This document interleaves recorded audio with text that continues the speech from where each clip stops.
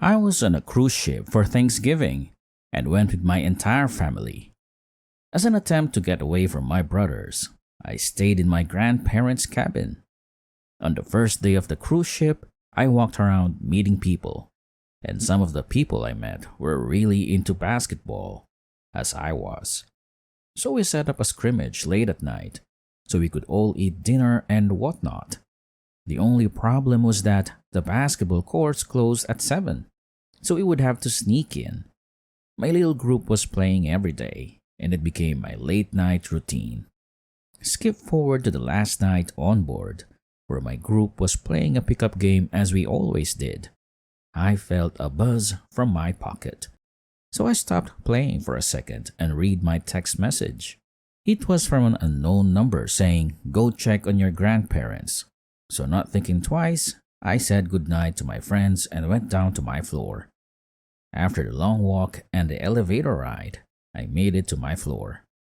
I arrived on the complete opposite side of my room, so it was a long walk. As I was walking, I saw this tattooed man staring at me on my left side. I am a paranoid person, so of course, I admittedly thought something was going to happen. We walk past each other, no problem, but he stops and says, "Excuse me, did you see the gentleman who came out of this room?" And I replied, "No." The mini conversation was over. We both went on our ways, so I thought. I took a glance behind and now he was walking in my direction. I sort of slowed down to see if he will pass, but when he gets close enough, I remark, "I'm such an idiot, my room is on the other side." The creepy man looks a little angry and says, "You're lying. Your room is at the front. Here, let me take you to your grandparents." My face turned white. However, I knew what would lie ahead if I went with him, so I took off running. I looked behind to see if he was chasing me, but he wasn't. So I stopped running and started walking. I was relieved until I heard loud footsteps, so I looked behind once again, and it was the man chasing after me. So I started to run again. The man caught up and grabbed me, but for some reason, I was so scared I couldn't let out a scream. I was hoping someone would come out of their rooms to save me. But like I said, it was the middle of the night and nobody was around. He took me to this room where there was no furniture. I looked in and there was this woman sitting on the ground in the shadows. I could tell she was overweight. The guy shoved me in and told the lady, "My shift is over. I'm going to sleep." The dark figure nodded. Again, I was still in complete shock. My legs felt like 300-pound weights. The woman grabbed me and said, "I'm getting married soon, so this is the least amount of fun I'm going to have. Don't forget, I was a minor at the time." My vision was fading in and out. I thought I was going to collapse, but suddenly, the buffet was coming up in my stomach and I threw up on her. After that, I left the room and sprinted all the way to my grandparents' room. I got in there and double bolted the locks. My grandparents woke up and said everything was okay, and I was thinking let me spill my guts over what just happened. However, I said the security guard found my friends playing basketball, so we all ran from him. They said okay and went back to sleep. Meanwhile, I just stayed in the bathroom all night. Not because of the buffet, but because I was really scared. The guy must have been stalking me and seen me go to my room with my grandparents over the view on board. So I was really freaked out, thinking he knew my room. I stayed up all night, but there were no problems. My family created a plan to go to brunch in the dining hall, so we all go up at 8 and went there. The waiter was taking us to our seats.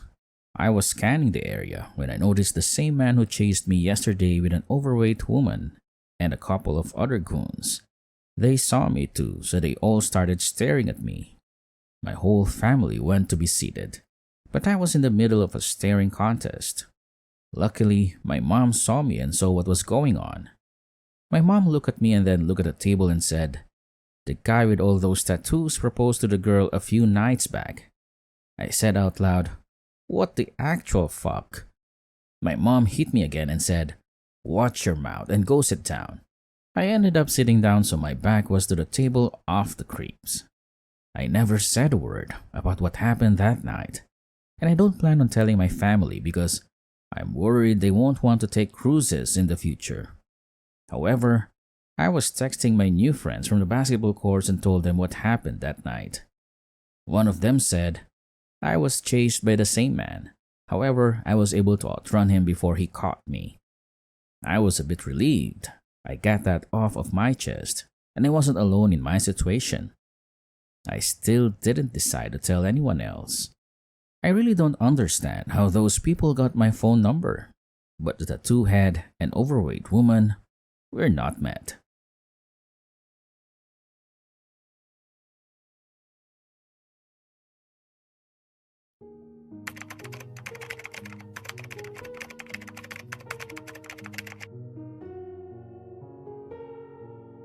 "15 years ago, at 19, I was on my third sea trip working on a 30-year-old cargo vessel.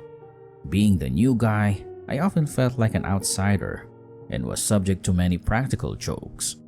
The crew talked about a ghost on board, which I initially dismissed. However, strange occurrences began happening, including loud knocks on my cabin door with no one there. This happened regularly, often waking me up, but I never caught anyone. One night, I experienced something terrifying. While hanging a shirt in my cabin, I heard a knock and opened the door instantly, but no one was there. From then on, I noticed the oppressive atmosphere on the ship. During night rounds, my radio would blast static randomly, even though the bridge reported no issues. The most unsettling event occurred in the laundry room at 2 a.m. when a watertight door started closing on its own. Despite the bridge showing it as open, I had to manually override it. When another door started closing behind me and the lights began flickering, I barely escaped. Another time, I returned from rounds to find a second mate on the bridge, pale and shaking, after seeing a ghostly figure. The most frightening encounter was in my cabin, where a dark figure sat on my legs, preventing me from moving. It vanished after I screamed for it to leave. Multiple other incidents occurred, including seeing a floating vacuum cleaner with other crew members. The ship has since been scrapped, but those experiences left a lasting impression.